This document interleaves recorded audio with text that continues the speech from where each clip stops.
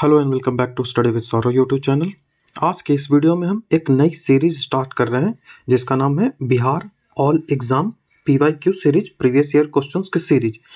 ये जो सीरीज है इसमें हम जो बिहार में जितने भी एग्जाम अभी तक कंडक्ट किए गए हैं बिहार गवर्नमेंट के द्वारा, चाहे वो कोई भी बोर्ड हो, उसके जीके जीएस के जो महत्वपूर्ण क्वेश्चंस हैं उनको डिस्कस करेंगे और इसका एक्सप्लेनेशन जो होगा वो काफ़ी डिटेल्ड होगा। तो वीडियो का ड्यूरेशन मेरे हिसाब से लगभग 40 मिनट का प्लस 40 मिनट से जाएगा। इसमें मैं लगभग 25 क्वेश्चंस हर सेट में डिस्कस करूंगा और इसका वीडियो का ड्यूरेशन 40 मिनट से अधिक ही जाएगा मेरे हिसाब से। और ये इसका पार्ट 1 है और इस जो वीडियो है ये इम्पोर्टेंट किसी भी एग्जाम के लिए, भारत का कोई भी एग्जाम हो उसके लिए इम्पोर्टेंट है। लेकिन बिहार के जो क्वेश्चंस, बिहार स्पेशल के जो क्वेश्चन थोड़े थोड़े आएंगे वो इम्पोर्टेंट हो जाएगा किस किस एग्जाम के लिए। तो आप ये वैकेंसी जो है वो BSCC 4th CGL है, उसकी जल्द ही आने वाली है। उसके बाद BSCC 2nd इंटर लेवल की आपने फॉर्म फिल कर चुका है आपने, तो इसका जो एग्जामिनेशन होगा इसमें वो काम आएगा। बिहार दरोगा का फॉर्म तो हर साल आते ही रह रहा है, 2017 के बाद से हर साल बिहार दरोगा का फॉर्म आता है, तो इसके लिए ये सीरीज काफ़ी इम्पोर्टेंट है। बिहार सिविल कोर्ट क्लर्क जिसका फॉर्म आपने भर दिया है, इसका जो एग्जाम होने वाला है तो इसके लिए भी ये इम्पोर्टेंट है। उसके बाद अभी फॉर्म एक आई है बिहार विधानसभा ASO, तो ये इसके लिए भी इम्पोर्टेंट है। मतलब मैं सीधा सी बात कर रहा हूँ कि ये जो किसके लिए इम्पोर्टेंट है, तो हर वो एग्जाम जहाँ पे GK GS के सवाल पूछे जाते हैं उसके लिए ये इम्पोर्टेंट है। ये पार्ट 1 है। इसी तरह से हम इसका पार्ट को कंटिन्यू करेंगे, देखते हैं कितना पार्ट जाता है। तो वीडियो का ड्यूरेशन वही 40 से 50 मिनट के आसपास होगा। आई होप कि ये सीरीज आपको पसंद आएगा। ये हमारा टेलीग्राम चैनल है स्टडी विद सौरभ ऑफिशियल, तो यदि आपको वीडियो का PDF चाहिए तो आप जुड़ सकते हो इस मेरे टेलीग्राम चैनल से। लेकिन PDF जो है वो मेरे हिसाब से मैं फ्री नहीं रखूँगा, इसको मैं पेड रखूँगा। जो PDF है वो पेड रहेगा, इसको आपको ध्यान रखना है। फी मिनिमम रहेगी, फी मिनिमम होगी 10 रुपये के आसपास में भी, तो फी मिनिमम होगी। तो यदि आपको PDF चाहिए, यदि आपको कंटेंट पसंद आता है और इसका PDF चाहिए तो आप हमारे टेलीग्राम चैनल से जुड़ सकते हो। लिंक है टेलीग्राम का, इसका डिस्क्रिप्शन में मैं दे दूंगा, तो वहाँ से आप इसमें जुड़ सकते हो। तो चलिए बिना देर किए वीडियो की शुरुआत करते हैं। तो पहला क्वेश्चन है कि पूसा जो है, पूसा रूबी है, ये किसका किस्म है। एक बात मैं बता दूं, ये जो फर्स्ट सीरीज है, जो फर्स्ट पार्ट है, इसको मैं सिर्फ हिंदी में रखा हूं। आगे डिमांड यदि आती है कि बाइलिंगुअल चाहिए तो मैं इसका बाइलिंगुअल भी कर दूंगा, इंग्लिश में भी इसको ट्रांसलेट कर दूंगा। तो ये जो फर्स्ट सीरीज है ये हिंदी में ही है, बाकी आपके डिमांड पे निर्भर करता है कि यदि कई लोगों का कमेंट आया कि हाँ सीरीज अच्छी है और इसे इंग्लिश में भी करना चाहिए तो मैं इसे इंग्लिश में भी कर दूंगा। तो चलिए क्वेश्चन की शुरुआत कर लेते हैं कि पूसा रूबी जो किस्म है ये किसकी है। पूसा रूबी तो ये किस जो वेजिटेबल है उसका है, पत्ता गोभी की है, बैगन की है, टमाटर की है या फिर प्याज की है। तो ये टमाटर की है, तो ऑप्शन नंबर C जो है हमारा यहाँ से आंसर बन जाएगा। इसका एक्सप्लेनेशन भी मैंने कर दिया है कि पूसा रूबी जो है वो एक टमाटर के किस्म है। यहाँ पे मैंने सारी चीज़ें हैं, मैंने मेहनत करके खुद से सारी चीज़ों को जितना भी एक्सप्लेन मैं कर सकता हूँ सबको मैंने टाइप करके लिख दिया है, जिससे आपको रिविज़न करने में काफ़ी आसानी हो। तो जब आप PDF इसको बाई करोगे, जब आप इसका PDF बाई करोगे तो वहाँ पे एक्सप्लेनेशन को भरपूर रहेगा, जिससे आपको रिवीजन करने में सारी चीज़ें आसानी होगी। तो इसका जो वैज्ञानिक नाम है, पुराना तो पूछा नहीं जाएगा आपसे, जो नया इसका वैज्ञानिक नाम है वो सोलेनम लाइकोपर्सिकम, सोलेनम लाइकोपर्सिकम इसका जो वैज्ञानिक नाम है। और इसकी यदि उत्पत्ति की बात करें, ये जो टमाटर है पूसा रूबी टमाटर, ये अमेरिकी इंडीज पर्वत है उस श्रेणी में ये पाया जाता था। जो अमेरिका का जो इंडीज पर्वत है वहाँ ये पाया जाता है। ये जो टमाटर है इसमें भरपूर मात्रा में आपको कैल्शियम, फास्फोरस और विटामिन C पाया जाता है। तो कैल्शियम मिल जाएगा, फास्फोरस मिल जाएगा, विटामिन C इसमें मिल जाएगा। जो कोई भी खट्टा फल हो, साइट्रस, कोई भी फ्रूट साइट्रस हो, उसमें सिट्रिक एसिड होता है या फिर मॉलिक एसिड होता है, आपको याद रखना है। तो सिट्रिक एसिड खट्टे फल में होता ही है। तो टमाटर विटामिन A जो है इसमें काफ़ी मात्रा में पाई जाती है, विटामिन A भी टमाटर में काफ़ी मात्रा में पाई जाती है। और लाइकोपीन के कारण ये लाल होता है, ये भी आपको याद रखना है कि टमाटर का लाल रंग किसके कारण होता है, तो वो लाइकोपीन के कारण होता है। यहाँ पे मैंने कुछ जो टमाटर के किस्म है जिसको मैंने यहाँ पे लिख दिया है, जैसे कि देसी किस्म ये है, ये जो देसी किस्म है पूसा रूबी, पूसा शीतल, पूसा गौरव, अर्का विकास, अर्का सौरभ, तो ये कुछ देसी किस्म है और इसी तरह से कुछ हाइब्रिड किस्म भी है, जिसमें अविनाश 2 हो गया और रेड गोल्ड हो गया। तो ये टमाटर से रिलेटेड कुछ फैक्ट्स थे। नेक्स्ट क्वेश्चन है कि निम्नलिखित में से किस देश में बुजकसी एक राष्ट्रीय खेल है। पूछ रहा है कि बुजकसी राष्ट्रीय खेल किस देश का है। तो चिले, जिसकी राजधानी सेंटियागो है, बारबाडोस, उसके बाद अफगानिस्तान है, उसके बाद मंगोलिया है। तो बुजकसी जो है वो कहाँ का राष्ट्रीय खेल है, नेशनल जो स्पोर्ट्स है वो बुजकसी है, वो कहाँ का है। तो ऑप्शन नंबर जो क्रम में तो 3 आ रहा है, लेकिन ऑप्शन नंबर बी अफगानिस्तान इसका आंसर हो जाएगा। तो अफगानिस्तान जो है वो वहाँ का जो राष्ट्रीय खेल है वो बुजकसी है। अफगानिस्तान एक इस्लामिक गणराज्य है जो कि भारत से पाकिस्तान के द्वारा अलग होता है, बाकी भारत से पहले ये मिला ही हुआ था। अफगानिस्तान के राष्ट्रीय पशु की बात करें तो यहाँ हिम तेंदुआ इसका राष्ट्रीय पशु है और अफगानिस्तान को हार्ट ऑफ एशिया भी कहा जाता है। जो काबुल है, ये ऐसा सवाल पूछा जाता है, बिहार सीजीएल में खास करके पूछा जाता है। तो काबुल अफगानिस्तान का सबसे बड़ा शहर है और इसकी राजधानी के रूप में भी ये कार्य करता है। और हिंदू कुश पर्वत है, हिंदू कुश पर्वत है वो कहाँ है, तो वो अफगानिस्तान में। और हिंदू कुश जो है वो सुलेमान पर्वत और हिंदू कुश दो है, वो हिमालय का ही पार्ट है। तो सुलेमान पर्वत पाकिस्तान में चला जाता है और हिंदू कुश पर्वत अफगानिस्तान में चला जाता है। और अफगानिस्तान की संसद के बारे में आपसे पूछ लिया जाता है कि अफगानिस्तान के संसद है उसको क्या बोलते हैं, तो उसको नेशनल असेंबली कहा जाता है। और ये जो संसद है वो द्विसदनीय है, जिस तरह से भारत में राज्यसभा और लोकसभा है उसी तरह से अफगानिस्तान में भी द्विसदनीय है, जिसमें वोलेसी जिगरा जो है वो निम्न सदन है, जिसे लोकप्रिय सदन भी कहा जाता है। जैसे भारत में भी लोकसभा जो है, भारत में भी जो लोकसभा है वो लोकप्रिय सदन है और राज्यसभा जो है, जो राज्यसभा है ये उच्च सदन कहलाता है और जो लोकसभा है वो निम्न सदन है, लेकिन लोकप्रिय सदन लोकसभा ही कहलाता है। उसी तरह से वोलेसी जिगरा जो है वो लोकप्रिय सदन होता है जो निम्न सदन है, और उसी तरह से मिस्रानो जिरगा ये उच्च सदन अफगानिस्तान का होता है। अफगानिस्तान से संबंधित कई सारे जो फैक्ट्स हैं वो एग्जाम में पूछे जाते हैं। जैसे भारत और आपने याद किया होगा कि भारत और अफगानिस्तान के बीच एक लाइन है जिसे डुरंड लाइन कहते हैं, जिसे मार्टिमर डुरंड ने ड्रॉ किया था 1893 ईस्वी में। लेकिन यहाँ फैक्ट याद रखना ये बात है आपको कि अब जब भारत अलग हो गया है, ये आप लाइन देख सकते हो, ये जो रेड लाइन मैं यहाँ पे ड्रॉ कर रहा हूँ यही है डुरंड लाइन, ठीक है। तो ये लाइन पहले भारत जो था वो पाकिस्तान से मिला हुआ था, 1893 की बात है। तो वहाँ पे जब मिला हुआ था तो इस कारण से बोला जाता है कि भारत को अफगानिस्तान से कौन अलग करता है, तो भारत को अफगानिस्तान से अलग करता है डुरंड लाइन। लेकिन आप यहाँ पे देख सकते हो कि ये जो चीन का जो पार्ट है वो पाक ऑक्युपाइड कश्मीर है। ये वाला पार्ट आप देखियो, ये वाला मैंने जो अभी रेड में सर्किल किया है, ये जो पार्ट है इसको पॉक बोलते हैं, पाक ऑक्युपाइड कश्मीर, और ये भारत का क्षेत्र आता है। तो यहाँ पे जो मतलब कि जो बाउंड्री बनती है अफगानिस्तान से भारत की वो पाक से बनती है, लेकिन हम पाक को भारत का ही हिस्सा मानेंगे क्योंकि ये पाकिस्तान ने हथियाया हुआ, लेकिन हम इसको भारत का हिस्सा मानेंगे और कहेंगे कि जो भारतीय सीमा जो है वो अफगानिस्तान से लगती है, ठीक है। इसको आपको याद रखना है, एज ए भारतीय आपको मानना ही पड़ेगा कि पाक जो है वो हमारा ही है, ठीक है। तो जो डुरंड रेखा है उसकी स्थापना 1893 ईस्वी में अफगानिस्तान के जो अमीरात थे वहाँ के जो राजा हुआ करते थे और ब्रिटिश साम्राज्य के बीच एक सीमा निर्धारित की गई थी, जो इसका मार्टिमर डुरंड के नाम पे ही रखा गया था। जो सिविल सेवा अधिकारी थे, सिविल सर्विस के अधिकारी थे मार्टिमर डुरंड, उन्हीं के द्वारा। और उसके बाद अब्दुल रहमान खान, यदि पूछ लिया जाए कि किनके बीच समझौता हुआ था तो अब्दुल रहमान खान और मार्टिमर डुरंड, खास करके मार्टिमर डुरंड पूछा जाता है और ये साल पूछा जाएगा 1893 ईस्वी में। तो ये जो सीमाएं हैं वो निर्धारित की गई थी जिससे जो अपने अपने प्रभाव क्षेत्र में सीमा तय कर ले और राजनयिक संबंध दोनों के बीच सुधरे और व्यापार भी सुधरे, क्योंकि जो अफगानिस्तान था वो जो भारत में, जैसे भारत में अंग्रेजों का शासन था और अफगानिस्तान यहाँ पे है, तो अफगानिस्तान यूरोप से और कोई यदि देश आक्रमण करता है उस समय, उससे पहले की जो बात है, इस समय ये जो उस समय का क्षेत्र है, उस समय की ये बात है जब नेपोलियन जब पूरा भारत बोल रहा हूँ, पूरे विश्व पे आक्रमण कर रहा था, हर जगह वो अपनी जो विजय है, अपनी विजय पताका लहराते हुए चला जा रहा था, तो अंग्रेजों के लिए ये सुनिश्चित करना जरूरी हो गया था कि हम भारत को सुरक्षित करें।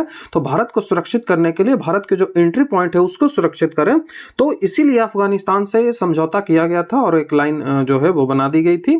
तो बाकी इसमें कई सारे जो डिटेल्स होते हैं, लेकिन उन सबको हम यहाँ पर डिस्कस नहीं करेंगे। जब कंसेप्चुअल क्लासें होंगी तो वहां पे इन सबको डिस्कस करेंगे।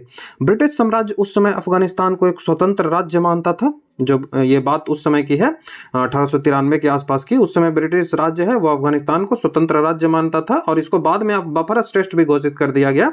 जब हम इसकी चर्चा करेंगे, जो इंडो बोल रहा हूँ, आंग्ल अफगान युद्ध की जब चर्चा करेंगे तो वहां पे इसकी देख लेंगे। हालांकि उन्होंने इसके लिए विदेशी मामला जो इसका था और राजनयिक संबंध को नियंत्रण अपने में ही रखा था। जो अंग्रेज है उन्होंने इसका नियंत्रण रखा था। अब 3 युद्ध है जो आपको याद रखना है, 3 में ही दो ही पूछा जाता है आपसे। प्रथम आंग्ल अफगान युद्ध और दूसरा आंग्ल अफगान युद्ध। सबसे पहले इसका डेट याद रखना है कि प्रथम आंग्ल अफगान युद्ध 1839 से लेकर 1842 ईस्वी तक हुआ। दूसरा आंग्ल जो युद्ध हुआ था वो 1878 से लेकर 1880 के बीच हुआ था। और बीच का जो समय 1842 से 1878 तक है, इसमें लॉर्ड एलनबरो से लॉर्ड नॉर्थब्रुक तक जो थे वो हस्तक्षेप की नीति का इन्होंने पालन किया था। मतलब आप कुछ भी करिए, आपके जो आंतरिक जो मामलाएं हैं, अफगानिस्तान के जो आंतरिक मामला है उसमें हम हस्तक्षेप नहीं करेंगे, ये नीति अपनाई गई थी क्योंकि अंग्रेज हार रही थी। अंग्रेज जो पहला युद्ध था अंग्रेजों ने अफगानिस्तान से हार गया था, अफगानों से हार गया था, तो इस कारण से हस्तक्षेप की नीति अपनाई। लेकिन बाद में जब 1878 ईस्वी में लिट्टन आया, लॉर्ड लिट्टन जब गवर्नर बना, तो उसने आक्रमण किया, अफगानिस्तान के कुछ पार्टों पे भी उसने कब्जा किया। लेकिन बाद में स्थिति खराब होती चली गई और अंततः जो है वो द्वितीय आंग्ल अफगान युद्ध में 1880 के आसपास उन्हें बफर स्टेट घोषित कर दिया गया था। अफगानिस्तान को बफर स्टेट घोषित कर दिया गया था। बफर स्टेट कहने का मतलब है कि किसी चीज को सुरक्षित रखने के लिए, जैसे भारत है उसको सुरक्षित रखने के लिए ये स्टेट घोषित कर दिया था कि ये बफर स्टेट है। जैसे बफर स्टॉक होता है, जैसे भारत सरकार बफर स्टॉक बनाती है, चावल हो, अनाज का, वो बफर स्टॉक बना लेती है क्योंकि बाद में हमारी दिक्कत ना हो। तो उसी तरह से बफर स्टेट इसे घोषित कर दिया गया था। और यदि आपसे पूछ लिया जाए, जैसी संभावना काफी कम बनती है कि तीसरा आंग्ल अफगान युद्ध 1919 ईस्वी में हुआ था। अब इनको हम डिटेल से देख लेते हैं कि कौन कौन से अफगान युद्ध हुए। तो फर्स्ट एंग्लो अफगान वार जो हुआ था 1839 से 42 ईस्वी के पास हुआ था, जिसमें दोस्त मोहम्मद खान था और जो वहां का जो राजा था दुर्रानी, उन्हीं के बीच ये युद्ध हुआ था। उत्तराधिकारी को लेकर युद्ध हुआ था, दुर्रानी और जिसमें शाह शुजा सबसे इंपॉर्टेंट है, ये याद रखेंगे, शाह शुजा ही बार बार पूछा जाता है एग्जाम में। तो दुर्रानी जो कि दुर्रानी साम्राज्य का था, शाह शुजा और जो मोहम्मद खान था, दोस्त मोहम्मद खान, ये बरजकाई वंश का था। तो दोनों के बीच उत्तराधिकारी को लेकर विवाद हुआ और इसमें अंग्रेजों ने हेल्प किया। अंग्रेजों की शुरू से यही रणनीति रही है कि उन्होंने उत्तराधिकारी के युद्ध में काफी पार्टिसिपेट किया। जैसे आप देख सकते हो कर्नाटक का युद्ध में जब आपने पढ़ा होगा तो इसमें आप इससे भली भांति परिचित होंगे। तो भारत के रंजीत सिंह जो पंजाब के उस समय राजा हुआ करते थे, गवर्नर, वहां पे जो राज्य चलता था सिख साम्राज्य में, तो लॉर्ड ऑकलैंड, रंजीत सिंह और शाह शुजा तीनों ने मिलकर एक त्रिपक्षीय जो है वो गुट बना लिया और इसका लक्ष्य इनका था कि वह शाह शुजा को वहां का राजा बना दे। और इनके नेतृत्व में उन्होंने बोलन दर्रा पार कर लिया था।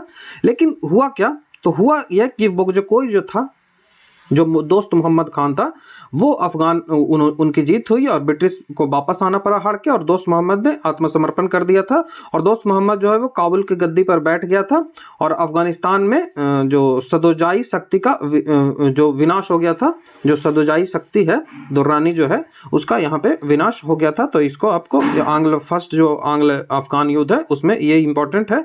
ये इंपॉर्टेंट बात आपको यहाँ से याद रखनी है कि जो शाह शुजा था, जो कोहिनूर हीरा आप देखते हो, तो शाह शुजा ने ही जो रंजीत सिंह है उसको कोहिनूर हीरा दे दिया था।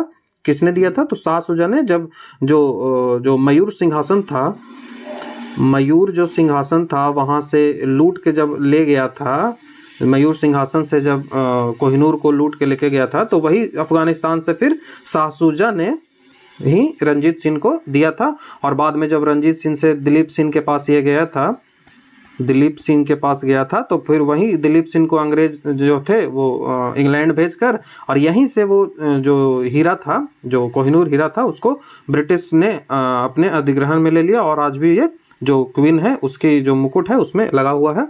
दूसरा अफगान युद्ध 78 से 1800 के बीच हुआ था। दूसरा अफगान युद्ध है ब्रिटिश राज और अफगानिस्तान के अमीरात के बीच लड़ा गया था।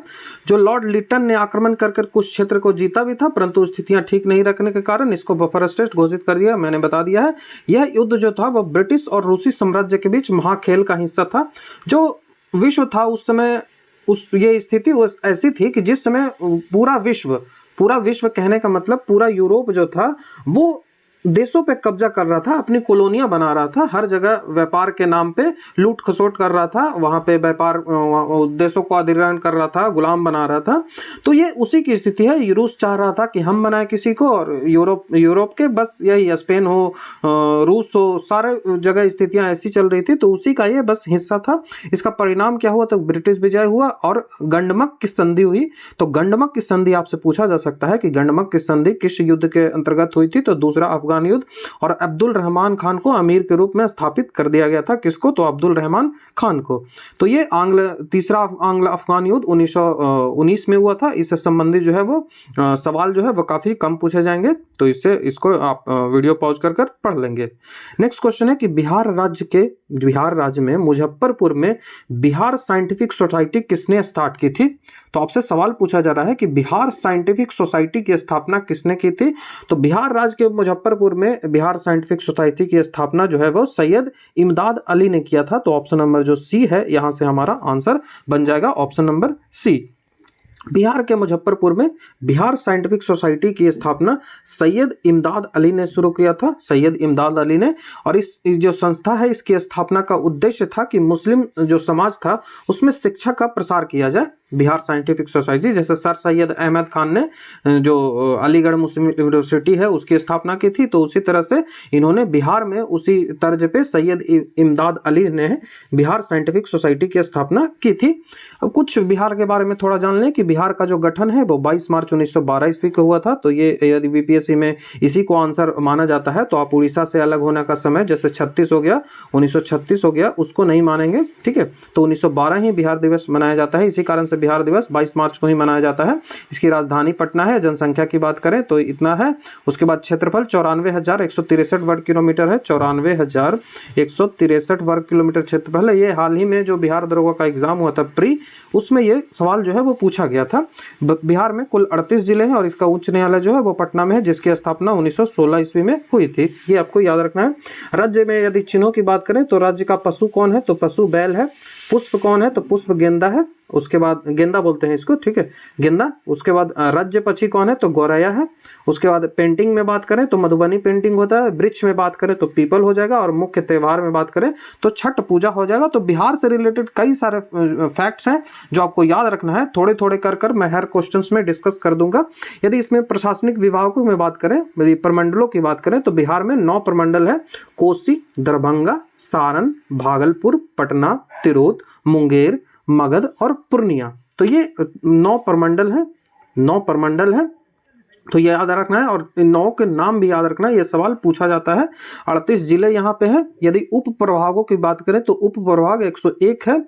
ब्लॉक 534 है। ऐसे फैक्चुअल सवाल बीपीएससी में पूछ लिया जाता है। बीपीएससी में ये फैक्चुअल सवाल हमेशा पूछा जाता है। पंचायतों की यदि बात करें तो 8,406 है। पुलिस स्टेशन 853 है। और राजस्व जो गांवों की संख्या है वो 45,000 है। लोकसभा सदस्यों की संख्या, ये काफी इंपॉर्टेंट है, तो लोकसभा सदस्यों की संख्या 40 है। ये राज्यसभा सदस्यों की संख्या 16 है। राज्यसभा सदस्यों की संख्या 16 है। और सबसे अधिक जो राज्यसभा सदस्यों की संख्या है वो कहाँ है? तो वो 31 है। और कहाँ है? तो वो यूपी में है। और बिहार में 16 है। लोकसभा में अनुसूचित जाति के लिए आरक्षित जो सीटें हैं वो 6 हैं। ये प्रीवियस ईयर में क्वेश्चन पूछा गया है। ये PYQ है। तो लोकसभा में आरक्षित सीटें कितनी है अनुसूचित जाति के लिए? तो 6 सीटें हैं। विधानमंडल यहाँ बाइकैमरल है, द्विसदनीय है, मतलब एक विधान परिषद होता है जिसे उच्च सदन कहा जाता है और निचला जो है वो विधान सभा होता है। तो इसको आपको याद रखना है। विधानसभा सदस्यों की जो अधिकतम संख्या होती है वो 243 है। विधानसभा के सदस्यों की अधिकतम संख्या कितनी है बिहार की, तो वो 243 है। और विधान परिषद की यदि सदस्यों की बात करें तो विधान परिषद 75 है, ये आपको याद रखना है। सर्वाधिक जो विधान परिषद सदस्यों की संख्या है वो कितनी है, तो वो 100 है। और किसके पास है, तो वो यूपी के पास है। तो विधान जो राज्यसभा की सीटें भी और इसमें भी यूपी के पास ही है, और लोकसभा की सीटें भी यूपी के पास ही है, क्योंकि यूपी का क्षेत्रफल काफी अधिक है और यहाँ की जनसंख्या भी काफी अधिक है। तो इस कारण से यूपी जो इस जो संदर्भ में सबसे आगे रहता है। नेक्स्ट क्वेश्चन की यदि बात करें तो भारत में सामुदायिक विकास कार्यक्रम की शुरुआत कब हुई थी, ये इकोनॉमिक्स से सवाल है, तो ये आसान सा सवाल है। तो यहाँ सामुदायिक विकास कार्यक्रम की स्टार्ट कब हुआ था, तो 1952 ईस्वी में सामुदायिक विकास कार्यक्रम की स्थापना की गई थी। सामुदायिक विकास कार्यक्रम की शुरुआत 2 अक्टूबर 1952 को की गई थी और 1952 में भारत में ग्रामीण विकास के चतुर्दर्शी और व्यापक विकास के लिए भारत और अमेरिका के बीच समझौता हुआ था, जिनमें ग्रामीण विकास की इसी योजना का नाम सामुदायिक विकास योजना रखा गया था। आगे चलकर इसी से जो पंचायती राज व्यवस्था का उद्भव होता है। महात्मा गांधी के जन्मदिन 2 अक्टूबर 1952 में 55 विकास खंडों में जो है वो इसकी स्थापना कर इस योजना का आरंभ किया गया था। और ये फैक्ट आपको याद रखना है, 55 विकास खंडों में जो सामुदायिक विकास कार्यक्रम है उसकी स्थापना की गई थी। क्योंकि आज का जो एग्जाम होता है, इस जो लेवल का एग्जाम है, इसमें आपसे बस कैसे आपको छाट दिया जाए इसीलिए प्रश्न पूछे जाते हैं। तो ऐसे फैक्चुअल सवाल पूछ लिए जाते हैं कि कितने खंडों में लागू हुआ, तो ये 55 विकास खंडों में लागू हुआ था। अब कुछ जो इंपॉर्टेंट चीजें हैं, कुछ जो इंपॉर्टेंट इकोनॉमिक्स के जो फैक्ट्स हैं वो पूछे जाते हैं, तो इनको याद रखना है कि central statistical office CSO central statistical office है, इसकी स्थापना 1951 ईस्वी में हुई थी। ये आपको एस्टेब्लिशमेंट डेट आपको याद रखनी है 1951 में। और इन्होंने 1996-97 से जो है वो 3 माह पर जीडीपी का आंकड़े देती है। CSO जो है वो NSO के अंदर काम करता है, ठीक है। राष्ट्रीय विकास परिषद की स्थापना डेट के साथ याद रखें, 6 अगस्त 1952 ईस्वी में राष्ट्रीय विकास परिषद की स्थापना हुई। राष्ट्रीय प्रसार सेवा की स्थापना 1953 ईस्वी में हुई। United trust of India UTI की स्थापना 1964 ईस्वी में हुई। और 1964 ईस्वी में CBB की स्थापना हुई, सेंट्रल बिजनेस कमीशन CBC की स्थापना 1964 ईस्वी में हुई थी। अब यदि इकोनॉमी के प्लान्ड इकोनॉमी बात करें कि इकोनॉमी में कैसे भारत में प्लान्ड इकोनॉमी की जो शुरुआत हुई, तो सबसे पहले प्लान्ड इकोनॉमी ऑफ इंडिया नाम की एक पुस्तक लिखी गई, प्लान्ड इकोनॉमी ऑफ इंडिया। यह पुस्तक 1934 ईस्वी में MN विश्वेश्वरैया के द्वारा लिखी गई, जिसमें प्लान्ड इकोनॉमी के बारे में चर्चा की गई।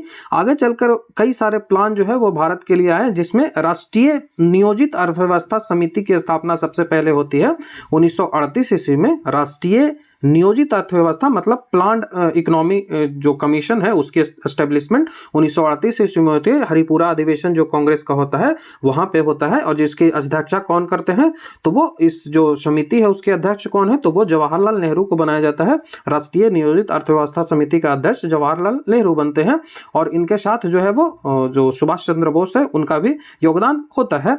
उसके बाद यदि कुछ प्लान हमेशा पूछे जाते हैं, जैसे बॉम्बे प्लान, आपको याद रखना है कि बॉम्बे प्लान 1944 ईस्वी में आरदेशीर दलाल के द्वारा आरंभ किया गया था। पीपुल्स प्लान 1945 ईस्वी में MN रॉय के द्वारा आरंभ किया था।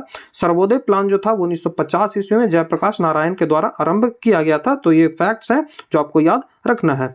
जो नेक्स्ट क्वेश्चन है कि साहित्य अकादमी पुरस्कार जो है वह किसके द्वारा प्रदान किया जाता है, तो साहित्य अकादमी पुरस्कार साहित्य अकादमी द्वारा, बिरला फाउंडेशन द्वारा, भाषा विभाग द्वारा या फिर भारतीय संस्कृति मंत्रालय द्वारा।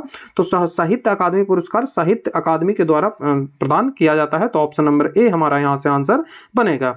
साहित्य अकादमी पुरस्कार की स्थापना 1954 ईस्वी में हुई थी, और प्रत्येक जो है वो वर्ष भारतीय भाषाओं की जो श्रेणियां होती है, जिसमें 22 भाषाएं जो अनुच्छेद 8 में वर्णित की गई है, उसके साथ ही जो अनुच्छेद बोल रहा हूं अनुसूची 8 में वर्णित है, उसके साथ अंग्रेजी और राजस्थानी के लिए भी मिलते हैं। मतलब टोटल 24 भाषा के लिए जो है वो साहित्यिक सम्मान मिलता है साहित्य अकादमी द्वारा। जो ये सम्मान दिया जाता है, ठीक है, साहित्य अकादमी द्वारा ये सम्मान दिया जाता है। और इसमें क्या मिलता है, तो साहित्य अकादमी द्वारा इसमें एक पट्टिका मिलती है, और भारतीय फिल्म जो निर्माता सत्यजीत रे हैं, इन्हीं ने इस पट्टिका को डिजाइन किया था। ये जो देख रहे हैं ये मिलता है। तो ये शहीद अकादमी द्वारा प्रत्येक वर्ष दिया जाता है, इसको आपको याद रखना है। तो इसमें क्या क्या मिलता है, तो इसके अंतर्गत तीनों पुरस्कारों के अंतर्गत राशि है जो चेंज होती रहती है, तो राशि आपको अभी नहीं याद रखना है, ठीक है। तो इतनी चीजें इसमें आपको याद रखना है। नेक्स्ट क्वेश्चन है कि निम्नलिखित में से कौन सा बिहार का पहला अंग्रेजी समाचार पत्र है। ये बीपीएससी में कई बार पूछा गया है, बीपीएससी में प्रीवियस ईयर में कई बार पूछा गया है। तो the Bihar Herald, the Bihar times, तो द बिहार पेट्रियट, तो इसका ऑप्शन नंबर जो ए है वो हमारा सही हो जाएगा, द बिहार हेराल्ड। जब बिहार हेराल्ड है भारत का सबसे जो पहला अंग्रेजी समाचार था। द बिहार हेराल्ड पटना से प्रकाशित होता था, ये प्रकाशन के स्थान भी पूछ लिया जाता है। और ये 1775 ईस्वी में 1875 ईस्वी में अखबार शुरू किया गया था, ठीक है। जमनी मालिकों यानी लॉलैंड जो जमीन मालिक है, लैंडलॉर्ड जो थे, उसके जो एसोसिएशन के जो सदस्य थे गुरु प्रसाद सेन जो थे, उन्हीं के द्वारा ये 1875 ईस्वी में स्टार्ट किया गया था। और ये 1984 ईस्वी तक अखबार का प्रकाशन हुआ था, और बाद में अभी 2015 में भी इसको शुरुआत कर दिया गया है, और इसके जो अध्यक्ष हैं वो दिलीप सिन्हा को बनाया गया है। बिहार का जो नाम है वो बिहार क्यों पड़ा था, यहाँ पे मैंने ये बता दिया है। बिहार राज्य की स्थापना दिवस 22 मार्च, मैंने पिछली स्लाइड है उनमें बताया था। जो राज्य की राजधानी है वो पटना है, जो प्राचीन काल में पाटलिपुत्र या फिर पुष्पपुर या फिर कुसुमपुर या फिर अजीमाबाद इन अन्य नामों से जाना जाता है। तो ये हर नाम आपको याद रखना है, पाटलिपुत्रा या फिर पुष्पपुर या फिर कुसुमपुर या फिर अजीमाबाद, ये सारे पटना का ही नाम है। तो इन सबको आपको याद रखना है। जो राज्य की यदि भौगोलिक स्थिति में बात करें तो 24 डिग्री 20 मिनट 10 सेकंड से लेकर 27 डिग्री 31 मिनट 15 सेकंड उत्तरी अक्षांश, और 83 डिग्री 19 मिनट 50 सेकंड से लेकर 88 डिग्री 17 मिनट पूर्वी देशांतर के बीच है। बिहार जो है वो कहाँ है, तो ये ऐसे करके देशांतर होता है। ये जो हो गया, ये जो क्या हुआ, तो ये अक्षांश हो गया, और ऊपर से जो आता है वो देशांतर हो गया। तो इसकी स्थिति जो है वो उत्तरी अक्षांश में है, ठीक है, उत्तरी अक्षांश और पूर्वी देशांतर में है। तो ये स्थितियां आपको याद रखनी है, क्योंकि यहाँ से सवाल काफी बनता है। तो 24 डिग्री 20 मिनट से लेकर 27 डिग्री 31 मिनट उत्तरी अक्षांश, ठीक है। और जो मतलब यहाँ जो बिहार ऐसे जो बन रहा है, ऐसे कुछ मान ले, तो ये वाला जो है वो 24 हो जाएगा, और ये वाला जो हो जाएगा वो 27 हो जाएगा। उसी तरह से जो ये वाला हो जाएगा वो 83 डिग्री 19 मिनट 50 सेकंड हो जाएगा। उसी तरह से ये 88 डिग्री हो जाएगा। तो यही बिहार का जो है वो भौगोलिक जो निर्देशांक है वो यही है। इसका क्षेत्रफल जो है वो 94,163 वर्ग किलोमीटर है, और क्षेत्रफल के स्थान से ये 13वां स्थान पे आता है। उत्तर से दक्षिण यदि इसकी लंबाई की बात करें, यदि बिहार है तो उत्तर से दक्षिण इसकी लंबाई 345 किलोमीटर है, और जो पूरब से पश्चिम यदि लंबाई की बात करें तो ये 483 किलोमीटर है। राज्य की सीमा जो है वो कितने जो अलग अलग राज्यों से लगती है, तो 3 अलग अलग राज्यों से लगती है, जिसमें पश्चिम बंगाल पूर्व की ओर, उत्तर प्रदेश पश्चिम की ओर, झारखंड जो है वो दक्षिण की ओर, और ऊपर जो है वो नेपाल सटा हुआ है। तो भारत से सीमा लगाने वाला एकमात्र देश कौन सा है, वो नेपाल है, जो कि उत्तर में है। तो नेपाल से भी संबंधित जो सवाल है वो पूछे जाते हैं कि नेपाल की सीमा से बिहार के कितने राज्य लगे हुए हैं, तो वो 7 राज्य लगे हुए हैं। पश्चिम से पूर्व की बात करें तो पश्चिम में पश्चिमी चंपारण आ जाएगा, फिर पूर्वी चंपारण आ जाएगा, फिर सीतामढ़ी आ जाएगा, फिर मधुबनी आएगा, फिर सुपौल आएगा, फिर अररिया आएगा, फिर किशनगंज आएगा। तो ये आपको कैसे भी करके याद रखना है, कोई भी ट्रिक आप बैठा लो, पश्चिमी चंपारण, पूर्वी चंपारण, सीतामढ़ी, मधुबनी, सुपौल, अररिया और किशनगंज आपको याद रखना है। जो उत्तर प्रदेश है, उत्तर प्रदेश से 8 जिले सीमा लगाते हैं। ये मैप से आप याद रखेंगे, ऐसे याद करने में काफ़ी प्रॉब्लम होगी आपको, तो मैप से याद रखेंगे। अभी फैक्चुअल 8 याद रख लें। पश्चिम बंगाल की सीमा से 3 जिले लगते हैं, झारखंड की सीमा से 8 जिले लगते हैं। तो ये बिहार के बारे में जो फैक्ट है आपको याद रखना है। धीरे धीरे करके मैं सारे फैक्ट्स आपको बता दूंगा। राष्ट्रीय ध्वज में अशोक चक्र है, इसमें किसका प्रतिनिधित्व करता है, तो अशोक चक्र का होता है कि wheel of the law. Ashok चक्र का होता है कि व्हील ऑफ द लॉ। तो ऑप्शन नंबर बी हमारा यहां से आंसर बन जाएगा, व्हील ऑफ द लॉ।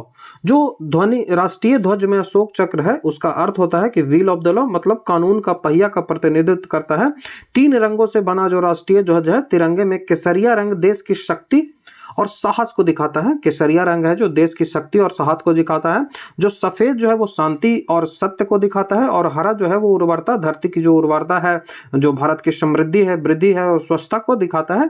जो भारतीय जो ध्वज है उसका डिजाइन किसने किया था, तो पिंगली वेंकैया के द्वारा इसका डिजाइन किया गया था। ये आपको याद रखना है। 22 जुलाई 1947 ईस्वी को आयोजित संविधान सभा की बैठक के दौरान इसे वर्तमान स्वरूप, भारत का जो झंडा का जो वर्तमान स्वरूप है उसे स्वीकार किया गया था। कब, 22 जुलाई 1947 ईस्वी को। को, ये आपको याद रखना है। और जो 15 अगस्त 1947 को ये भारत संघ का जो है वो आधिकारिक ध्वज बन गया था। तो 2 सवाल यहाँ से याद रखना है कि आधिकारिक ध्वज कब बना था, तो 15 अगस्त 1947 को। और इसे स्वीकार कब किया गया था, तो 22 जुलाई 1947 ईस्वी को संविधान सभा की बैठक में इसे वर्तमान स्वरूप में अपना लिया गया था। 2002 में एक केस आया था कि नवीन जिंदल नाम के एक व्यक्ति थे जिन्होंने अपने निजी, मतलब पहले जो भारतीय जो फ्लैग कोड होता था, भारतीय झंडा जो कोड है, उसमें होता था कि आप निजी क्षेत्रों में जो है वो झंडा का तोलन, मतलब झंडा फहरा नहीं सकते हैं। तो 2002 में नवीन जिंदल है, उन्होंने सुप्रीम कोर्ट में केस किया था, एक निजी नागरिक है, उन्होंने केस किया और इसमें सुनवाई हुई। इसमें भारत का जो सर्वोच्च न्यायालय ने निर्णय दिया कि भारत का कोई भी नागरिक जो है वो सरकार को निजी नागरिकों द्वारा ध्वज फहराने की अनुमति देता था। और इस जो भारत का जो कोड है, जो भारतीय ध्वज संहिता है 2002, इसमें काफी संशोधन किया गया था। तो भारत में जो ध्वज बनाने की जो इकाइयां हैं, भारत में ध्वज बनाने की जो आधिकारिक इकाइयां हैं वो मात्र 4 ही हैं। उन्हीं को आधिकारिक रूप से बताया गया है कि आप ध्वज भारत का निर्माण कर पाएंगे। तो अभी 4 इकाई हैं 2023 तक जिन्हें ध्वज बनाने का लाइसेंस जो है वो प्राप्त है। ध्वज जो है वो बनाया जाता था खादी से, लेकिन अभी इसमें थोड़ा लिबरल भारत सरकार हो गई है। बाकी पहले जो था इसका नियम था कि सिर्फ और सिर्फ खादी जो है वो खादी का कपड़ा जो होता है सूती, उससे ही बनेगा ध्वज, भारतीय ध्वज। एक सवाल फैक्चुअल पूछा जा सकता है, ये प्रीवियस ईयर में पूछा गया है कि सबसे पहले ट्राई कलर, भारत में जो तिरंगा है वो 3 रंगों का है, ठीक है। ऐसे केसरिया है, ये केसरिया हो जाएगा, उस तरह से सफेद हो जाएगा और ग्रीन हो जाएगा। तो ट्राई कलर जो 3 कलर है उसको सबसे पहले किस देश ने अपनाया था, तो नीदरलैंड का जो झंडा था वो ट्राई कलर का था सबसे पहले। तो ये फैक्ट आपको याद रख लेना है। यदि यहाँ देखिए भारत के जो झंडा है उसमें कैसे कैसे परिवर्तन आते देखने मिलते हैं। तो 1907 ईस्वी में इसी झंडे में कुछ परिवर्तन कर 1907 ईस्वी में मैडम भीकाजी कामा ने जो अंतर्राष्ट्रीय सोशलिस्ट कांग्रेस की कॉन्फ्रेंस हुआ था, तो स्टुअर्ट गार्ड्स में इसको फहराया था। यही झंडा था जिसमें कुछ संशोधन भी किया गया था। बाकी इंडियन फ्लैग जो था ये गांधी जी ने दिया था। उसके बाद ये भी स्वराज फ्लैग है जिसमें जो चरखा होता था। और इंडियन फ्लैग जो फर्स्ट स्टाम्प है, ये फैक्चुअल क्वेश्चन है, आपको याद रखना है कि इंडियन फ्लैग का जो फर्स्ट स्टाम्प है वो रिलीज किया गया था 21 नवंबर 1947 को, ठीक है। 21 नवंबर 1947 को ये रिलीज किया गया था। तो डेट के हिसाब से याद रखेंगे कि पहला इंडियन स्टैंप जो है वो इंडियन फ्लैग का स्टार्ट कब किया गया था, तो 21 नवंबर 1947 को। नेक्स्ट क्वेश्चन है कि निम्नलिखित में से कौन पर्यावरण वन, ठीक है, पर्यावरण वन भारत सरकार का और जलवायु परिवर्तन मंत्रालय के अधीन सर्वोच्च अनुसंधान संगठन है जो देश के जंगली पौधे के संसाधनों पर टैक्सोनॉमी और फूलवादी अध्ययन करता है। जो टैक्सोनॉमी है उसका वर्गीकरण हो, उसका जो अध्ययन है वो कौन करता है, तो आपके ऑप्शन जो है वो इस प्रकार है, जिसमें ऑप्शन नंबर डी भारतीय वनस्पति सर्वेक्षण संस्थान है, ये इसका आंसर होगा। जिसका जो हेडक्वार्टर है वो लखनऊ में है, ये काफी पूछा जाता है, तो हेडक्वार्टर लखनऊ में है, इसको आपको याद रख लेना है। जो भारतीय वनस्पति सर्वेक्षण संस्थान है ये भारत सरकार का पर्यावरण वन और जलवायु परिवर्तन मंत्रालय के अधीन सर्वोच्च अनुसंधान संगठन है और देश में जंगली पौधों के संसाधनों पर टैक्सोनॉमी और फूलवादी अध्ययन ये करता है। इसका जो हेडक्वार्टर है वो लखनऊ में स्थित है और ये किसके अंतर्गत काम करता है, तो CSIR के अंतर्गत ये काम करता है। किसके अंतर्गत, CSIR के अंतर्गत ये काम करता है और आधुनिक जीव विज्ञान एवं टैक्सोनॉमी के शोध से ये जुड़ा हुआ होता है। कुछ फैक्ट्स है जिनका एस्टेब्लिशमेंट और हेडक्वार्टर पूछा जाता है। तो भारतीय वन विभाग, सबसे पहला याद रखें, भारतीय वन विभाग की स्थापना कब हुई थी, तो 1864 ईस्वी में भारतीय वन विभाग की स्थापना अंग्रेजों के द्वारा ही की गई थी। और इसमें भारतीय वन अधिनियम जो था वो 1865 आया था। तो 2 सवाल पूछा जाएगा, डेट से रिलेटेड काफी क्वेश्चंस बिहार दरोगा में भी पूछे जाते हैं। तो भारतीय वन विभाग की स्थापना 1864 ईस्वी में हुई और आगे चलकर इसी जो है वो विभाग के अंतर्गत भारतीय वन अधिनियम 1865 लाया गया था। भारतीय वन सेवा, भारत में 3 अखिल भारतीय सेवा है, IAS, IFS और फिर जो फॉरेन सर्विस होते हैं वो है 3। तो IFS जो है इंडियन फॉरेस्ट सर्विस है वो 1966 में बनाया गया था। 1966 में IFS बनाया गया था, ये भी प्रीवियस ईयर में पूछा गया है, जो कि एक अखिल भारतीय सेवा है जिसका जो फॉर्मेशन है वो राज्यसभा कर सकता है। ये आपने पढ़ा होगा कि राज्यसभा अखिल भारतीय सेवाओं का फॉर्मेशन कर सकता है। आजादी के बाद से भारत में 3 वन नीतियां बनी हैं, यहां से सवाल भी पूछे जाते हैं। 1952 में बना था, 1976 में बना था और 1988 में बना था। तो 3 वन नीतियां बनी है, जिसमें जो 1952 की नीति है और संशोधन इसमें 1988 ईस्वी में किया गया था। तो ये बिहार दरोगा में पूछा भी गया है, बिहार दरोगा में ये क्वेश्चन भी 1988 का संशोधन पूछा भी गया है, तो ये आपको याद रखना है। एक इंपॉर्टेंट बात आपको इससे याद रखना है वन नीतियों से संबंधित, क्योंकि वन नीति के अंतर्गत कहा गया है कि भारत का जितना भी भौगोलिक क्षेत्र है उसका 33% जो है वो फॉरेस्ट होना चाहिए, 33% जो फॉरेस्ट होना चाहिए लैंड एरिया में, और यदि वही जो हिली एरिया में बात करें तो वहां 60% फॉरेस्ट होना चाहिए। ठीक है, 60% फॉरेस्ट होना चाहिए, ये बात यहाँ पे कही गई है। आगे जो है वो भारतीय वन सर्वेक्षण विभाग, भारतीय वन सर्वेक्षण विभाग, यहाँ पे क्या था, यहाँ पे था कि भारतीय वनस्पति सर्वेक्षण संस्थान। तो वनस्पति जैसे ही आएगा वो लखनऊ होगा, और जो वन सर्वेक्षण विभाग होगा वो देहरादून होगा, वन सर्वेक्षण विभाग होगा वो देहरादून होगा। तो वन जब रहे तो वो देहरादून होगा, और वनस्पति रहे तो वो लखनऊ होगा। ठीक है, तो भारतीय वनस्पति अनुसंधान संस्थान, इसकी स्थापना कब की गई थी, तो वो 1953 ईस्वी में की गई थी, और इसका हेडक्वार्टर लखनऊ है। भारत का जो पहला कृषि विश्वविद्यालय है वो कहाँ है, भारत का पहला कृषि विश्वविद्यालय कहाँ है, तो वो गोविंद वल्लभ पंत देहरादून में है। ठीक है, गोविंद वल्लभ पंत देहरादून में है, जो कि उत्तराखंड में है। पहले ये यूपी में हुआ करता था, बाकी ये अलग हो गया था। और यदि बात करें कि भारत का सबसे बड़ा कृषि विश्वविद्यालय कहाँ है, तो वो चौधरी चरण सिंह हरियाणा कृषि विश्वविद्यालय है, हरियाणा में। राष्ट्रीय पर्यावरण अनुसंधान संस्थान कहाँ है, तो वो नागपुर में है, राष्ट्रीय पर्यावरण अनुसंधान संस्थान नागपुर में है। भारतीय वानिकी के जनक या फिर प्रथम महानिदेशक जो है वो भारतीय वानिकी के कौन है, तो डिट्रिच बैड्रिस, डिट्रिच बैड्रिस, ये आपको याद रखना है। ये सारे जो क्वेश्चंस है वो कहीं न कहीं पूछे गए हैं या फिर पूछे जाने की संभावनाएं हैं। नेक्स्ट क्वेश्चन है कि इनमें से किस निकाय का गठन जो है वो केवल निर्वाचित सदस्यों से होता है। इसमें केवल निर्वाचित सदस्य ही होते हैं, कोई भी मनोनीत सदस्य नहीं होता है। तो ऑप्शन नंबर बी यहाँ पे जो नजर आ रहा है, जो कि क्रम में 3 है, यही इसका आंसर हो जाएगा, जिला परिषद। ठीक है, जिला परिषद का गठन जो होता है वो केवल निर्वाचित सदस्यों के द्वारा ही होता है। तो ये आपको याद रखना है कि जिला परिषद भी है, ग्राम पंचायत और पंचायत समिति की तरह अपना प्रादेशिक निर्वाचन होता है, और इसका गठन लगभग 50,000 आबादी हो तो जिला परिषद का गठन कर लिया जाता है।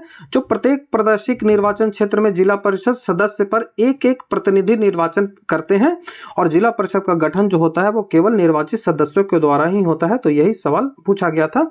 जो भारत में पंचायतें हैं वो 3 स्तर की पंचायतों को बलवंत राय मेहता की जो कमेटी थी उसके द्वारा स्वीकार किया गया है, एक्सेप्ट किया गया है, जिसमें ग्राम स्तर पर ग्राम पंचायत होता है, जिसका प्रधान जो होता है वो प्रधान, मुखिया और सरपंच होता है। इसको यही बोलते हैं, कहीं कहीं प्रधान बोलेंगे, कहीं मुखिया बोलेंगे, कहीं सरपंच बोलेंगे, जिसका निर्वाचन जो होता है वो प्रत्यक्ष निर्वाचन होता है, और इसका जो निर्धारण किया जाता है वो विधानमंडल द्वारा निर्धारित होता है कि जो कैसे किया जाएगा। ठीक है, दूसरा आता है खंड या ब्लॉक स्तर पर, जो कि क्षेत्र पंचायत कहलाता है। इसका जो मेन होता है उसे प्रमुख कहा जाता है, इसका निर्वाचन अप्रत्यक्ष रूप से होता है। वो तीसरा आता है जिला स्तर, तो जिला स्तर पर जिला पंचायत होता है, जिसका जो अध्यक्ष होता है उसे अध्यक्ष बोलेंगे या फिर चेयरमैन बोला जाता है, और इसका जो निर्वाचन होगा वो अप्रत्यक्ष रूप से किया जाता है। तो ये सवाल हमेशा पूछा जाता है। यदि इसकी टैक्सोनॉमी में बात करें, इसको वर्गीकरण में बात करें, तो भारतीय स्वशासन है वो 2 पार्टों में डिवाइड हुआ था, जब 73वां संविधान संशोधन और 74वां संविधान संशोधन भारत में किया गया था। तो उसमें 2 पार्टों में डिवाइड हुआ था, जिसमें ग्रामीण क्षेत्र और शहरी निकाय आ जाएंगे, जिसमें पंचायत और नगर पालिका, ऐसे आप बोल सकते हो। तो ग्रामीण क्षेत्र में 3 स्तरीय होता है, और नगरीय क्षेत्र में भी 3 स्तरीय होता है, जिसमें ग्रामीण क्षेत्र में आ जाएगा ग्राम पंचायत, उसके बाद पंचायत समिति आ जाएगा जिसे जनपद पंचायत भी कहेंगे, और उसके बाद जो जिला परिषद आ जाएगा, जिसे जिला पंचायत भी आप बोल सकते हैं। उसी तरह से जो अर्बन एरिया है, नगरीय क्षेत्र है, वहां पे म्युनिसिपल कॉर्पोरेशन आ जाएगा, नगर निगम आ जाएगा, पहला जो है वो नगर निगम आ जाएगा। उसी तरह से नगर पालिका भी आ सकता है, म्युनिसिपल काउंसिल भी आ सकता है, और जो तीसरा है वो नगर पंचायत आ सकता है। तो नगर पंचायत, ये तो टैक्सोनॉमी है जो नगर पालिका और नगर पंचायत की, यहाँ पे मैंने सारी चीजें लिख दी है। तो नगर पंचायत से संबंधित काफी सवाल पूछे जाते हैं कि नगर पंचायत का जो दर्जा है वो 73वां संविधान संशोधन से मिला था, और जिसे 11वीं अनुसूची में वर्णित किया गया है। कहाँ वर्णित किया गया है पंचायती राज्य को, तो वो 11वीं अनुसूची में वर्णित किया गया है, और 73वां संविधान संशोधन के तहत इसे दिया गया। और पंचायती राज्य जो है वो राज्य सूची का भी एक विषय होता है, जिसे राज्य जो है वो कानून इस पे बना सकता है। इसमें यदि बात करें तो इसमें 29 विषय दिए गए हैं। उसी तरह से जो नगर पालिका है, जो पंचायती राज में नगर पालिका जो आती है, ये तो पंचायती राज हो गया, नगर पालिका में 18 विषय हैं, तो यहाँ पे 29 विषय दिया गया है। इसका दर्जा जो है वो 243 अनुच्छेदों में दिया गया है। और ये जो दिवस है कब मनाया जाता है, मतलब पंचायती राज दिवस, चूंकि 24 अप्रैल को ये लागू हुआ था तो 24 अप्रैल को ही ये मनाया जाता है। जो नगर पालिका जो पंचायती राज है उससे संबंधित कई सारे समितियां बनाई गई थी, जिसमें सबसे जो इंपॉर्टेंट है वो बलवंत राय मेहता समिति है, जो कि 1957 ईस्वी में बनी थी। उसके बाद अशोक मेहता समिति 1977 में बनी थी। जेवी के राव समिति जो थी वो 1985 में बनी थी। और एमएल सिंधवी समिति 1986 में बनी थी। ये इंपॉर्टेंट है। सिंधवी से संविधान आप याद रख लेंगे कि ये इसमें कहा था कि पंचायती राज्यों को संवैधानिक दर्जा देना चाहिए, और आगे चलकर 73वां संविधान संशोधन हुआ और उसे जो संवैधानिक दर्जा दिया गया। तो एमएल सिंधवी यहीं पे है। तो सिंधवी से संविधान ऐसे याद रखोगे तो आपको आसानी से याद हो जाएगा। संथानम समिति 1962 ईस्वी में और सादिक अली समिति 1964 ईस्वी में। तो ये इसमें सबसे जो इंपॉर्टेंट है बलवंत राय मेहता, इसने त्रिस्तरीय जो है वो पंचायत की व्यवस्था की थी। और अशोक मेहता जो थे इन्होंने दो स्तरीय पंचायत में इसे बांटने को कहा था। भारत में सर्वप्रथम यदि पंचायतों में बात करें तो पंचायती राज प्रणाली का शुभारंभ हो जाए वो राजस्थान के नगौरा से होता है। राजस्थान के नगौरा से जवाहरलाल नेहरू के द्वारा 2 अक्टूबर 1959 ईस्वी को किया गया था। तो ये याद रखना है। जो त्रिस्तरीय ढांचा भारत में अपनाई जाती है, पंचायत स्तर, ब्लॉक स्तर और जिला स्तर पे। पंचायत का यदि कोई भी भंग हो जाता है, मान लिया कि पंचायत का चुनाव हुआ और भंग हो गया, तो 6 महीने के अंदर ही उसका निर्वाचन पुनः कर लिया जाता है। और जो निर्वाचन किया जाता है वो बचे हुए कार्यकाल के लिए ही किया जाता है, ये आपको याद रखना है। जैसे 4 वर्ष हो गए, जैसे 5 वर्ष में खत्म होना है, 4 वर्ष हो गए, तो निर्वाचन जो किया जाएगा वो मात्र 1 वर्ष के लिए किया जाएगा। ठीक है, मात्र 1 वर्ष के लिए ही किया जाएगा, इसको आपको याद रखना है। 73वें संविधान संशोधन के अंतर्गत महिलाओं के लिए ग्राम पंचायत में आरक्षण सीटें दी गई है। जो 33% सीटें हैं वो आरक्षित की गई है। लेकिन जो 12 राज्य हैं, भारत में 12 राज्य हैं जहां पे आरक्षण जो है वो 50% कर दिया गया है। यह आरक्षण का अनुच्छेद भी पूछा जाएगा आपसे, तो आपको याद रखना है कि अनुच्छेद 243D, अनुच्छेद 243D, यहाँ पे महिलाओं और SC ST के लिए आरक्षण की बात की गई है। और जो आरक्षण जो होगा वो कैसे होगा, तो आरक्षण साइक्लिक होगा। ठीक है, आरक्षण जो है वो साइक्लिक होगा, कभी SC ST के लिए होगा, कभी जनरल हो जाएगा, ऐसे करके कभी महिलाओं के लिए वो फिक्स होगी, तो वो साइक्लिक आरक्षण होगा। ये भी आपको याद रखना है। मिजोरम, मेघालय, नागालैंड, ये 3 राज्य हैं जहां पर पंचायतों का गठन नहीं किया गया है, क्योंकि इनकी अपनी एक स्पेशल बॉडी होती है ट्राइबल पॉपुलेशन होने के कारण। तो मिजोरम, मेघालय, नागालैंड, MMN ऐसे करके आप याद रख सकते हो।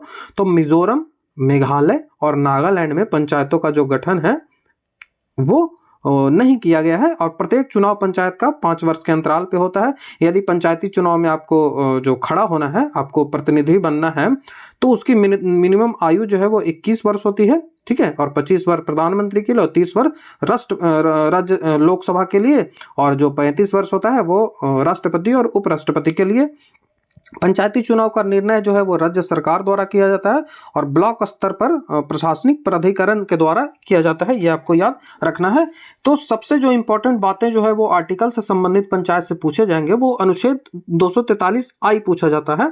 ये तो मैंने बता दिया। डी तो ये आपको याद रखना है कि महिलाओं को आरक्षण दिया गया है। अनुच्छेद 243I पूछा जाता है। इसमें वित्त आयोग की बात की गई है कि पंचायती जो वित्त आयोग है, जो राज्य वित्त आयोग है, वित्तीय स्थिति के पूर्वावलोकन के लिए वित्त आयोग का गठन यहाँ पे बात की गई है।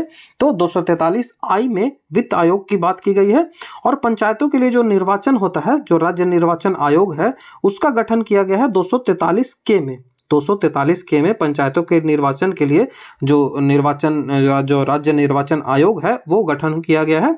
इसका जो चुनाव होता है वो राज्य निर्वाचन आयोग के द्वारा किया जाता है। और बाकी जो है वो चुनाव, जो भारत का जो चुनाव होता है वो मुख्य निर्वाचन, जो भारतीय निर्वाचन आयोग है, उसके द्वारा किया जाता है। तो ये याद रखना है। जो नेक्स्ट जो आपसे पूछा जाएगा कि जो ये सवाल BSSC CGL में पूछा गया था।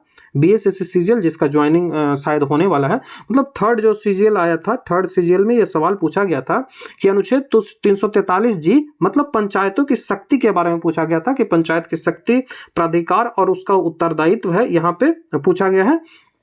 तो यहाँ पे सारे जो इम्पोर्टेंट जो अनुच्छेद है वो मैंने दे दिया है, बाकी जो इम्पोर्टेंट थे उनको मैंने एक्सप्लेन भी कर दिया है, तो ये सब आपको याद रख लेना है। उसी तरह से जो नगर पालिका भी आता है, जो कि 74वें संविधान संशोधन के द्वारा इसे 1992 में जो अधिकार संवैधानिक अधिकार प्राप्त हुआ था, 12वीं अनुसूची में इसे जोड़ा गया है, 12वीं अनुसूची में। और नगर पालिका एक प्रशासनिक इकाई होता है, इसमें 18 विषय हैं और इसका जो दर्जा है वो 343 बी अनुच्छेद में मतलब इसमें दिया गया है। और यदि भाग की बात करें, संवैधानिक भाग की बात करें, तो संवैधानिक भाग का में इसे दिया गया है। नगर पालिका क्षेत्र में वार्डों में विभक्त किया जाता है, जो नगर पालिका क्षेत्र है उसे वार्डों में विभक्त किया जाता है, जिसमें प्रत्येक वार्ड के प्रतिनिधि का चुनाव होता है।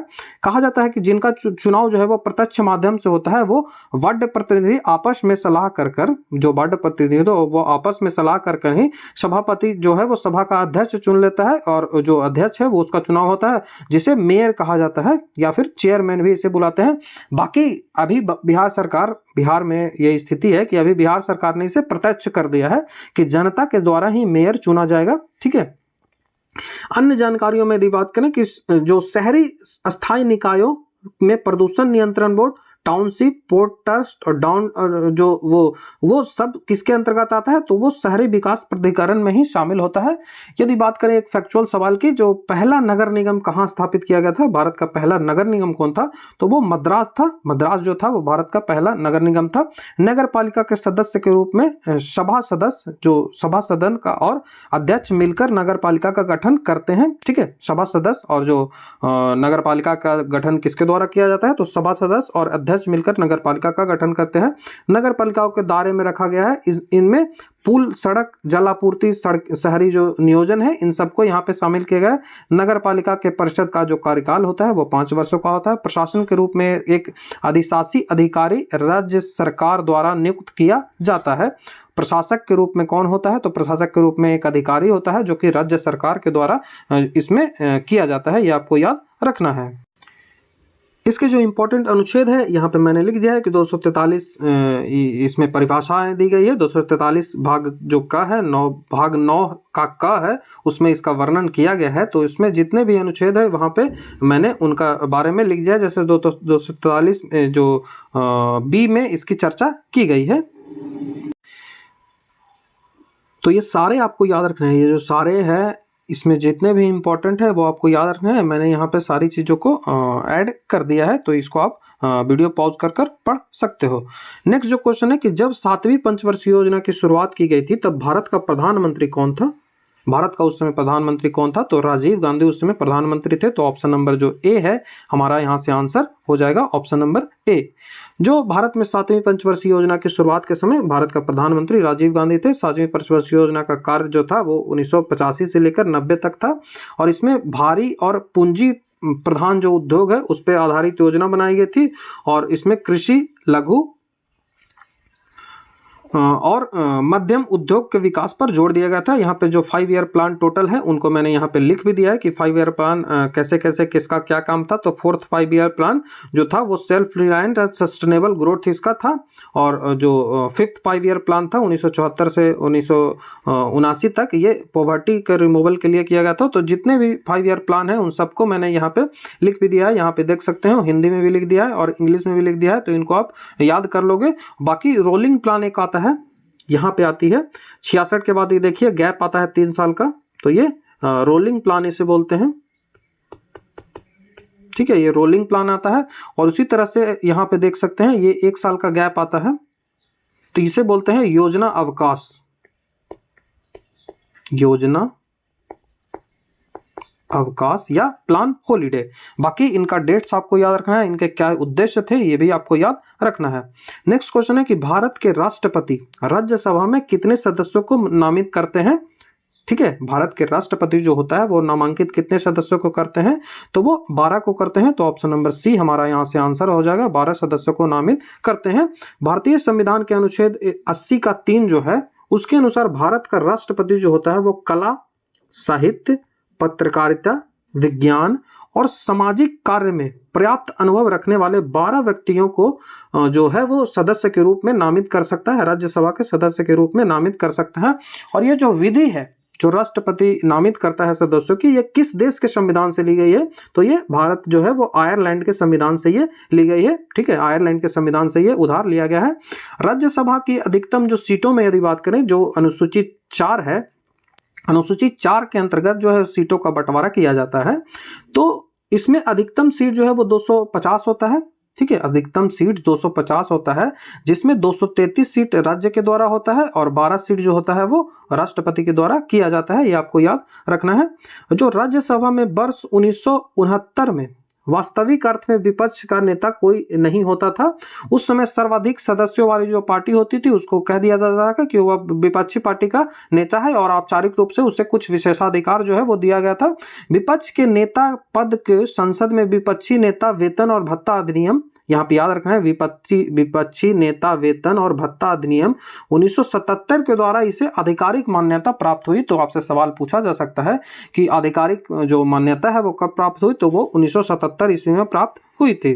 तो मान्यता कब प्राप्त हुई थी? तो 1977 में मान्यता प्राप्त हुई थी। ये आपको याद रखना है। यहाँ पे 2-3 फैक्ट याद रखने हैं कि विपक्षी दल होने के लिए 1/10 होना चाहिए। जितने भी टोटल सीट होते हैं उनका जो सीट होना चाहिए वो 1/10 होना चाहिए। तो इसी तरह से लोकसभा में 55 सीटें आपको चाहिए और राज्यसभा में 25 सीटें चाहिए। ठीक है, विपक्ष के नेता की यदि बात करें तो राम सुभाग सिंह जो है, ये पूछा गया है सवाल, राम सुभाग सिंह। तो यदि आपसे पूछा जाए कि लोकसभा के विपक्ष के नेता कौन है, तो लोकसभा के विपक्ष के नेता, पहले विपक्ष के नेता राम सुभाग सिंह हैं, जो कि 1969 आपको याद रखना है कब हुए थे? तो 1969 इसरो का एस्टेब्लिशमेंट इसी समय हुआ था। तो इससे भी आपको याद हो सकता है 1969। यदि आपसे पूछ लिया जाए कि राज्यसभा का पहला विपक्ष का नेता कौन था, राज्यसभा का पहला विपक्ष का नेता, तो ये श्याम नंदन मिश्रा हो जाएंगे। श्याम नंदन मिश्रा। ठीक है, श्याम नंदन मिश्रा, ये भी 1969 में ही बने थे। पहला विपक्ष का नेता 1969 में ही बने थे। तो ये तो पूछा गया है, राम सुभाग सिंह पूछ लिया गया है, लेकिन अभी तक ये सवाल नहीं पूछा गया है राज्यसभा वाला श्याम नंदन मिश्रा, ये नहीं पूछा गया। तो हो सकता है कि ये पूछा जा सकता है। तो आपको ये चीजें हैं वो याद रख लेनी है।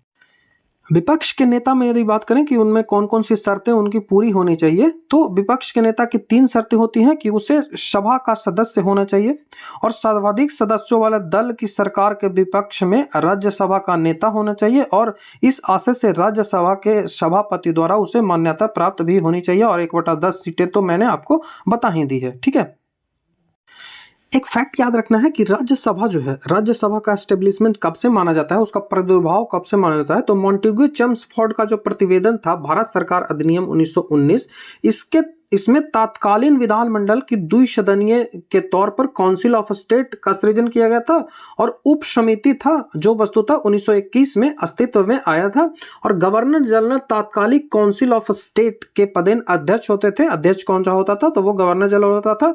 बाकी आगे चलकर भारत सरकार अधिनियम 1935 आया। इसके माध्यम से इसके गठन में जो कोई भी परिवर्तन, शायद ही कोई परिवर्तन किए गए थे, इसमें कोई परिवर्तन नहीं किया गया था।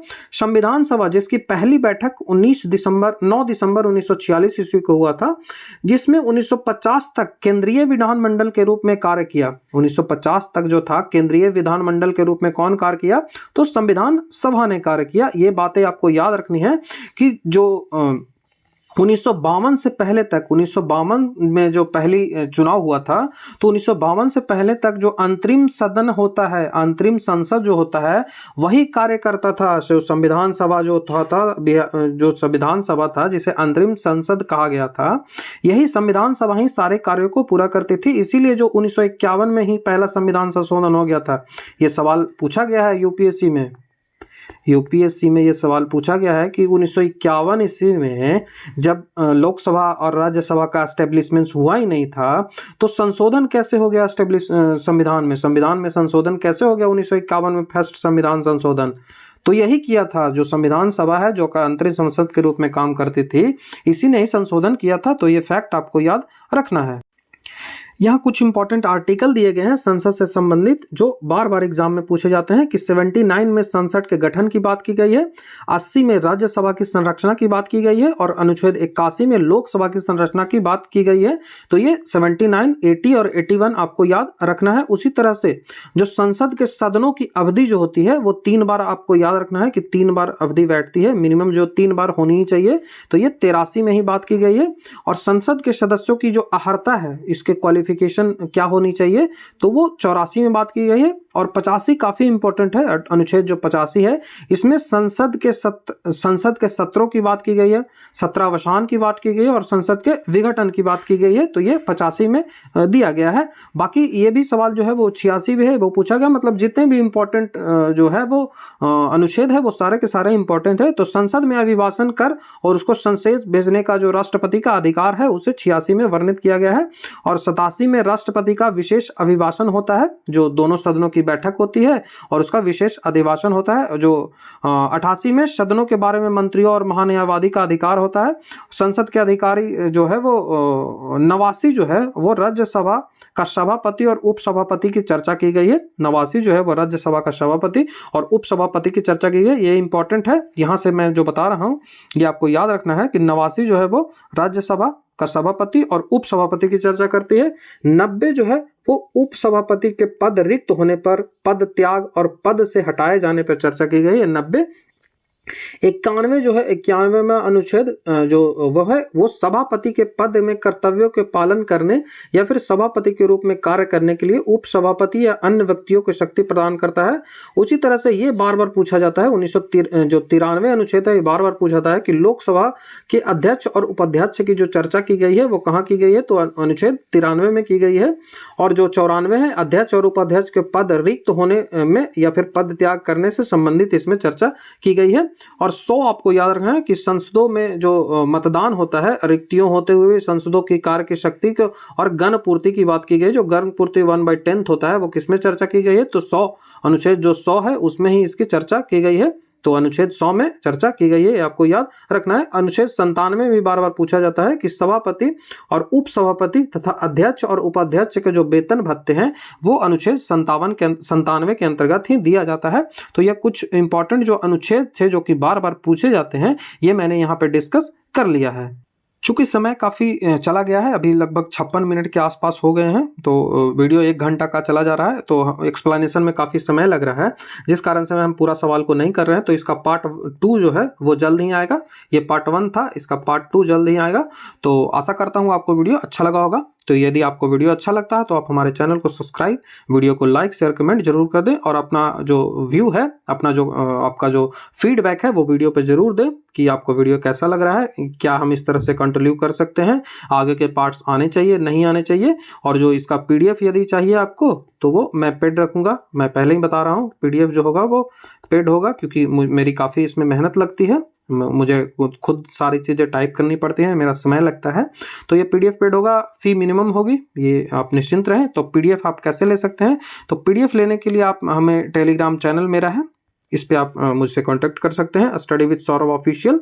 यहाँ पे आप मुझे जो है वो मैसेज कर सकते हैं, या फिर मेरा जब चैनल को आप ज्वाइन करेंगे तो यहाँ पे मैं पीडीएफ के बारे में इन्फॉर्मेशन ऑलरेडी अपलोड कर दूंगा। तो वहाँ से जाकर आप उसमें एक चैनल मैं बना दूंगा स्पेशल, वहाँ पे मैं सारे पीडीएफ शेयर कर दूंगा, तो उसमें मैं आपको ज्वाइन कर दूंगा यदि आपने फी पेमेंट किया हो। उसके बाद जो इस सीरीज के जितने भी पीडीएफ्स आएंगे, जितने भी जो पार्ट्स आएंगे, उन सब के पीडीएफ मैं वहाँ पे डाउनलोड अपलोड कर दूंगा, जिससे आपको वहाँ पढ़ने में आसानी होगी। आप उसका प्रिंट आउट भी निकलवा कर पढ़ सकते हो, क्योंकि यहाँ पे एक्सप्लेनेशन जो है वो मैंने चुन चुन के दिया है। जो भी प्रीवियस ईयर में पूछे गए हैं, प्रीवियस ईयर में जो भी क्वेश्चंस पूछे गए हैं उन सबको मैंने एक्सप्लेनेशन में ऐड किया है। तो ये यदि सीरीज आप कंटिन्यू करते हो, इसको आप पूरी तरह से रिवाइज कर लेते हो, तो ये आपके लिए काफ़ी रिवीजन की तरह काम करेगा और काफ़ी इंपॉर्टेंट होगा, यहाँ से सवाल पूछे जाएंगे। तो वीडियो देखने के लिए थैंक यू।